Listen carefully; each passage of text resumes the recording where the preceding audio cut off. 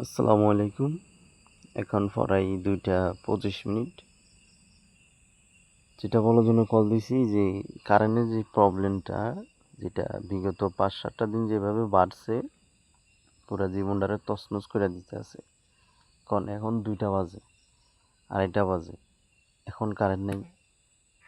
এই যে মানুষের ঘুমার মধ্যে কারেন্ট থাকে না, এই যে মোটামুটিভাবে দিনের বেলা যেমনই হয়, সন্ধ্যার পরে রাতের 12টা পর্যন্ত মোটামুটি ভালো হয়, কিন্তু 12টার পর থেকে দরকার আছে কারেন্টারে নেওয়ার।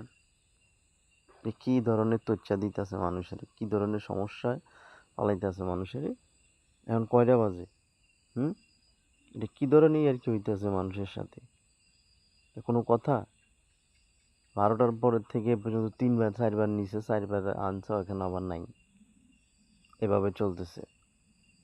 এটার একটা সমাধান খোঁজা যাতে আমাদেরকে দেয় আমাদের সরকার, এবং যারা কারেন্টের কাজ করে, কেন এই সমস্যাটা হইতেছে একটু প্লিজ দেন।